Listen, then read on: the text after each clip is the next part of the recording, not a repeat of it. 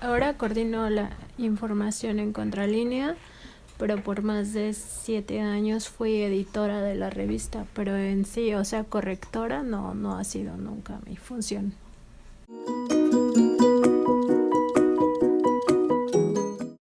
Yo estudié Ciencias de la Comunicación en la Facultad de Ciencias Políticas y Sociales y en realidad soy periodista.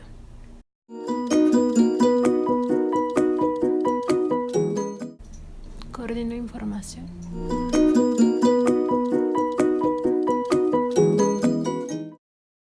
Yo empecé como cualquier reportero empieza, es decir, primero como hueso, como se le conoce en las redacciones al auxiliar de redacción. Después fui reportera, sigo siendo reportera, hago periodismo de investigación y además hago una columna que se llama Agenda de la Corrupción. Y bueno, el trabajo de edición lo obtuve, la coordinación de edición de Contralínea lo obtuve hace como 7 años, la verdad es que no me acuerdo hace cuánto, y hasta este año, a principios del año por ahí, del mes de abril, dejé esa coordinación para asumir la coordinación de información, que es más bien coordinar los contenidos de la revista, generar líneas de investigación para los reporteros, coordinar sus agendas, etc. En el trabajo de edición, digamos que es de alguna manera es el paso natural de un periodista en un medio de comunicación, es el escalón que le sigue. Y bueno, asumí esa responsabilidad en el entendido de que el editor es quien guarda el trabajo de los compañeros, es decir, es como el que vigila la puerta. Así ha sido descrita esta labor, porque tú eres responsable de que todo salga bien. Y eso significa no solamente un trabajo de corrección de originales, es mucho más allá de la corrección de originales. Tienes que hacer un trabajo de verificación, de acompañamiento con los reporteros en el proceso de verificación de datos. Y sobre todo, el trabajo del editor pues básicamente se resumiría como a no permitir que cosas malas pasen en las ediciones. Eso significa que todos los errores que pueda tener una edición se le achacan al editor. O sea, el editor es el responsable de cómo sale el trabajo periodístico. Más allá de si tienes correctores de estilo, si no los tienes, si tienes editores de sección, el editor general del medio de comunicación es el responsable de que todo salga bien, que no se te pase desde una coma hasta que no se te pase una fake news. Todo, por eso se dice que guarda las puertas, porque es como el responsable de la casa.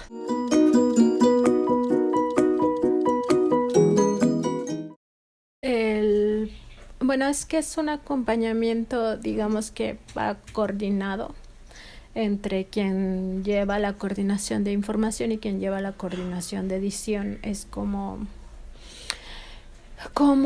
ir acompañando al reportero en todo su proceso de investigación, desde que se genera la línea de investigación. En nuestra revista se promueve que sea el propio reportero quien genera sus líneas, pero como yo les comentaba, en el trabajo de la coordinación de información, también el coordinador de información, en este caso ahora que soy yo, pues también propone temas para investigar. Entonces todo el proceso se conoce desde un principio. Eso parte de una junta editorial que tenemos cada semana los lunes al mediodía, donde todos los reporteros plantean sus líneas de investigación y sus avances que llevan en torno a esas líneas. Todos tienen más de una línea de investigación digamos que en este momento. La mayoría puede tener entre 3, 4, hasta 5 o más líneas de investigación desarrollando, porque pues una investigación tarda tiempo. O sea, no puedes tener solo una y no entregar nada en 5 meses. Tienes que tener varias que van saliendo poco a poco.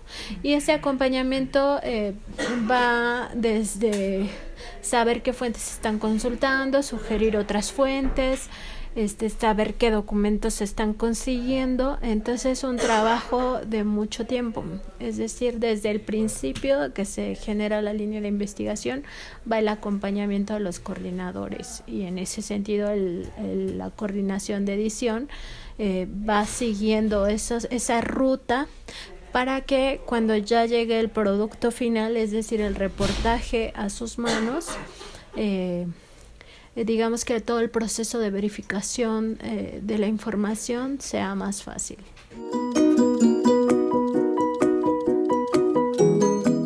Hay lineamientos, por ejemplo, hay una hoja de estilo de la revista. El estilo se refiere a cómo ponemos, por ejemplo, el porcentaje o los números. Son cosas muy técnicas en el sentido de la escritura. Y bueno, si trabajamos en computadoras, yo creo que ya no hay ninguna redacción que no trabaje en computadoras. En términos de qué herramientas utilizamos aquí, bueno, usamos el InDesign, que es el programa de diseño, y directamente el editor trabaja en los diseños en InDesign que genera el diseñador gráfico. Porque eso nos facilita todo el proceso, es la digitalización del proceso. Antes era literal en impresiones, esto que se les llama DOMIS y ya ni me acuerdo cómo se llaman, pero todo se hacía en impresión, es decir, en papel. Ahí se hacía la corrección del editor una vez que ya había pasado por los correctores, etcétera. Pero no, ya hace mucho tiempo que trabajamos todo digital. En InDesign es el programa que utilizamos actualmente. Antes utilizábamos Quark, pero creo que ese ya quedó desfasado a la actualidad.